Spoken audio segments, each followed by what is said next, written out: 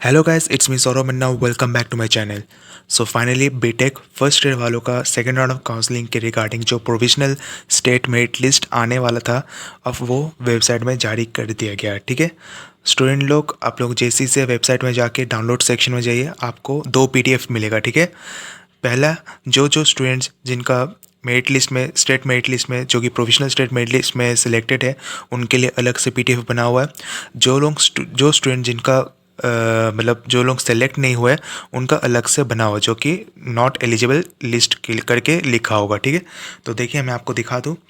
पहला वाला जो पीडीएफ है, नॉट एलिजिबल लिस्ट है, जो लोग सेकेंड राउंड ऑफ काउंसलिंग के लिए सिलेक्टेड नहीं हुए हैं। ठीक है, उनका नाम इसमें दिया हुआ है। ठीक है, और जो लोग सिलेक्ट हुए हैं तो उनका इसमें दिया हुआ provisional state merit list on the basis of JEE main. ठीक है, तो फर्स्ट ऑफ ऑल अभी मैं क्लियर करता हूँ जो लोग सिलेक्टेड हुए हैं, जिनका लिस्ट में जो लोग प्रोविजनल स्टेट मेरिट लिस्ट में सिलेक्टेड हुए हैं, जिनका जिनका नाम है, उनका मैं क्लियर कर देता हूँ। ठीक है, उसके बाद जो नॉट एलिजिबल स्टूडेंट है उनका क्लियर करूँगा। ओके,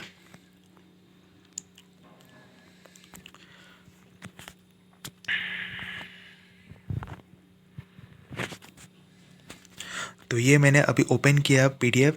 जो स्टूडेंट इस प्रोविजनल स्टेट मेरिट लिस्ट में सिलेक्टेड है ना, तो यहाँ पे आपका नाम, आप अपना नाम चेक कर सकते हैं सर्च करके। ठीक है, कि कौन कौन सिलेक्टेड हुए, कौन नहीं। ठीक है, यहाँ पे मैं आपको बता दूँ, टोटल 2453 स्टूडेंट्स सेलेक्टेड हुए हैं। ठीक है, इस प्रोविजनल स्टेट मेरिट लिस्ट में। ठीक है, अब बात करते हैं स्टूडेंट लोग, तो क्वेश्चन करेंगे सर मेरा इतना रैंक इसमें मेंशन है, तो क्या मुझे ये कॉलेज मिलेगा या नहीं। ठीक है, तो उनको मैं बता दूं, अभी ये प्रोविजनल है। ठीक है ना, ये फाइनल मेरिट लिस्ट नहीं है, क्योंकि ये प्रोविजनल स्टेट मेरिट लिस्ट है। तो अभी ये रैंक जो है इसमें जो दिखाया जा रहा, ये अभी इस पे अभी ये डिपेंड मत होइए। ठीक है, जब फाइनल मेरिट लिस्ट आएगा, वो उसमें जो रैंक मेंशन रहेगा उस पर आप डिपेंडेंट रहिएगा। ठीक है, अब बात करते हैं जो स्टेट मेरिट लिस्ट जो निकला, जो लोग सिलेक्टेड हुए, इनका रिमार्क्स में कुछ किसी किसी का डॉक्यूमेंट्स मिसिंग है। ठीक है, मतलब किसी किसी स्टूडेंट का डॉक्यूमेंट्स जो है वो प्रॉपरली अपलोड नहीं किया गया है, या तो जो डॉक्यूमेंट्स दिया गया है वो गलत है। ठीक है, तो आप लोग यहाँ पे रिमार्क्स सेक्शन में देख सकते हो। ठीक है, फॉर एग्जांपल देख लीजिए, एक स्टूडेंट है जिनका आईसी इस रिक्वायर्ड लिखा हुआ। ठीक है, इनका नाम है दीपक कुमार। यहाँ पे आईसी रिक्वायर्ड लिखा हो, आईसी मतलब इनकम सर्टिफिकेट इन्होंने प्रॉपर नहीं दिया है, तो इनको प्रॉपर इनकम सर्टिफिकेट मेल करना होगा। ठीक है, आपको तो पता है जो सेकंड राउंड ऑफ काउंसलिंग के रिगार्डिंग जो नोटिफिकेशन जारी किया गया था, उसमें सीधा सीधे लिखा होता 26 तारीख को मेल करना है डॉक्यूमेंट्स को लेकर। ठीक है, जेसीसी बोर्ड कोड। ओके, तो जिनका भी यहाँ पे रिमार्क्स सेक्शन में लिखा हुआ है कि आपको ये डॉक्यूमेंट्स सबमिट करना है, तो आपको 26 तारीख शाम तक आपको मेल कर देना होगा। ठीक है, जिनका जिनका आईसी लिखा हुआ, आईसी का मतलब ये है आपका इनकम सर्टिफिकेट। ठीक है, जिनका जिनका आईसी लिखा हुआ है, इसमें आपको प्रॉपर इनकम सर्टिफिकेट देना होगा। ठीक है, और जिनका जिनका एनसीएल लिखा हुआ है, मैं दिखा देता हूँ एक स्टूडेंट का नाम जिसमें एनसीएल लिखा हुआ है। ठीक है, यहाँ पे देखिए, एक स्टूडेंट जिनका एनसीएल सी/सी इस रिक्वायर्ड लिखा हुआ है। एनसीएल मतलब है कि नॉन क्रीमिलियर, मतलब बहुत जो ओबीसी कैटेगरी से बिलोंग करते हैं, जो BC2 कैटेगरी से बिलोंग करते हैं, उनका प्रॉपर BC2 कैटेगरी का सर्टिफिकेट देना होगा। ठीक है, जिनका जिनका एनसीएल लिखा हुआ है, उनको जनरल कैटेगरी में कन्वर्ट कर दिया गया है। ठीक है ना, जैसे फॉर एग्जांपल मान लीजिए प्रवीर कुमार मंडल। ठीक है ना, तो ये स्टूडेंट जो ये BC2 कैटेगरी से बिलोंग करता है, बट इनको जनरल कैटेगरी में कन्वर्ट कर दिया गया। क्यों? क्योंकि इन्होंने जो BC2 कैटेगरी का जो सर्टिफिकेट दिया है, इनका क्रीमी लेयर है। ठीक है, बट जो सर्टिफिकेट जो होना चाहिए वो नॉन क्रीमी लेयर का होना ज़रूरी है। ठीक है, तो अगर ये स्टूडेंट अगर प्रॉपर BC2 कैटेगरी का सर्टिफिकेट अगर वो मेल करता है 26 तारीख को, विथ उसमें मेंशन रहना चाहिए उस certificate that he she does not belong to creamy layer. ठीक है, वो सर्टिफिकेट अगर वो दे देता है, मेल कर देता है, तो इनको BC2 कैटेगरी में कन्वर्ट कर दिया जाएगा। जब फाइनल मेरिट लिस्ट आएगा तो उसमें पता चल जाएगा। ठीक है, और अगर फिर भी इन्होंने प्रॉपर सर्टिफिकेट नहीं देता है कल तक, तो इनको जनरल में ही काउंसलिंग करना होगा, इनको जनरल में ही सीट मिलेगा, ठीक है। तो मैं फॉर्मेट दिखा देता हूँ, जो एनसीएल वाला जो फॉर्मेट होना ज़रूरी है BC2 वालों के लिए, है ना, उनको मैं दिखा देता, तो मैं फॉर्मेट दिखा देता हूँ कि कैसा होना ज़रूरी है, ठीक है। जो BC1 कैटेगरी से बिलोंग करते हैं उनका कोई प्रॉब्लम नहीं है, ठीक है ना। अधिकतर जो जो BC2 कैटेगरी से स्टूडेंट है, बहुत सारे स्टूडेंट है जो BC2 कैटेगरी से बिलोंग करते हैं। देखिए, एक स्टूडेंट है जिनका नाम है सनवीर परवीन, ठीक है। तो इनका BC2, तो ये BC2 कैटेगरी से बिलोंग करते हैं, बट इनका जो सर्टिफिकेट है इनका प्रॉपर है। इनका सर्टिफिकेट मेंशन होगा that he she does not belong to creamy layer, इसलिए इनका रिमार्क्स में कुछ मेंशन नहीं है, ठीक है। बट जिनका भी NCL लिखा हुआ है उनको प्रॉपर नॉन क्रीमिलियर वाला सर्टिफिकेट देना ज़रूरी है, ठीक है। मैं एक बार दिखा देता हूँ कि कैसा फॉर्मेट रहना ज़रूरी है आपके सर्टिफिकेट में, ओके। देखिए, ये एक स्टूडेंट है जो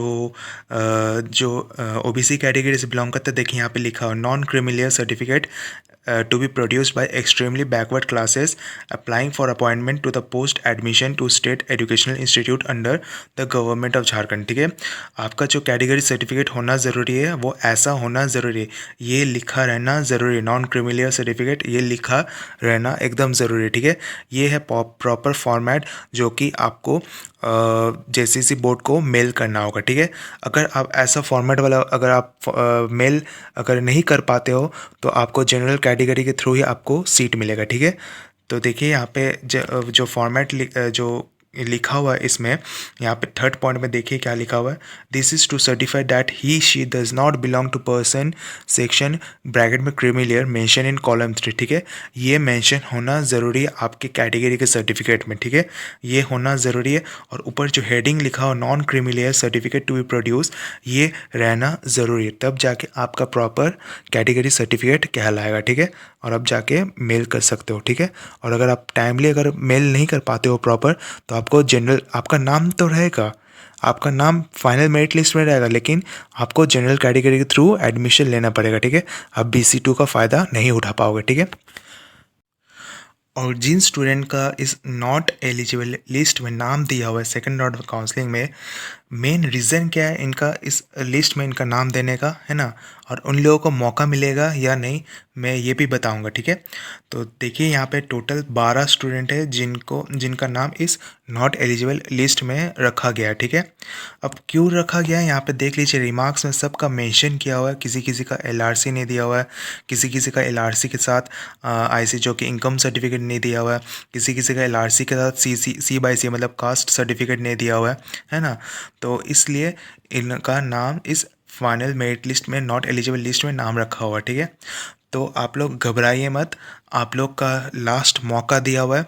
आप जिनका जिनका नाम इस नॉट एलिजिबल लिस्ट में नाम रखा हुआ है, नाम दिया हुआ है, आप लोग का लास्ट चांस है 26 तारीख तक। आप लोग जो जो डॉक्यूमेंट्स इसमें बोला गया है रिमार्क्स में, वो सब डॉक्यूमेंट्स मेल कर दीजिए JCC को, है ना। JCC का मेल ID आपको वेबसाइट पर मिल जाएगा। आप 26 तारीख तक अगर आप लोग मेल कर देते हो तो आपका नाम शायद फाइनल मेरिट लिस्ट में आ जाए, ठीक है। रिमार्क्स में ये सब इसलिए लिखा हुआ है LRC, प्रॉपर LRC रिक्वायर्ड, क्योंकि बहुत सारे ऐसे स्टूडेंट्स हैं जो प्रॉपर LRC नहीं देते हैं, ठीक है ना। कोई कोई ऐसा स्टूडेंट्स जो अदर स्टेट्स का LRC दे देते हैं, जिसके कारण क्या होता है, इनका सिलेक्शन नहीं होता है, ठीक है। इनका नॉट एलिजिबल लिस्ट में रखा गया, ठीक है। तो इसलिए आप लोगों का लास्ट चांस है, आप लोग प्रॉपर डॉक्यूमेंट्स मेल कर दिए 26 तारीख तक। अगर आप लोग प्रॉपर डॉक्यूमेंट्स अगर मेल कर देते हो, अगर उनके तरफ से अगर वैलिड रहा, तो आप लकी माना जाओगे और आपका नाम फाइनल मेरिट लिस्ट में आ जाएगा, ठीक है। तो इस वीडियो में मैंने आपको जो जो बताया शायद आपको क्लियर हो चुका होगा। जिनका भी रिमार्क्स सेक्शन में जो भी डॉक्यूमेंट्स अपलोड करने के लिए बोला गया है, आप लोग 26 तारीख तक पूरी कंप्लीट कर लीजिए एकदम वैलिड डॉक्यूमेंट के साथ। और जो लोग NCL से जो जिनका NCL रिमार्क्स मेंशन किया हुआ है कि प्रॉपर NCL इज़ रिक्वायर्ड, तो उनका भी मैंने फॉर्मेट बता दिया कि कैसा होना ज़रूरी है, ठीक है। तभी जाके आपका काम वैलिड कहलाएगा, नहीं तो नहीं कहलाएगा, ठीक है। आपका नाम ज़रूर रहेगा, है ना। जो BC2 कैटेगरी से बिलोंग करते हैं, जिनका NCL लिखा हुआ है ना, अगर आप प्रॉपर वैलिड सर्टिफिकेट अगर नहीं देते दिखाते हो, जैसे मैंने आपको दिखाया, अगर आप वो प्रॉपर वैलिड सर्टिफिकेट अगर मेल नहीं करते हो, तो आपका नाम रहेगा, बट क्या होगा, आपको जनरल कैटेगरी थ्रू ही एडमिशन लेना होगा, ओके। तो उम्मीद करता है आपका सारा डाउट क्लियर हो चुका। तो वीडियो को यहीं पे ख़त्म करते हैं। वीडियो को अच्छा लगे तो वीडियो को ज़रूर लाइक कीजिएगा, ज़्यादा से ज़्यादा शेयर कीजिएगा और सब्सक्राइब करना ना भूलिएगा। Thank you.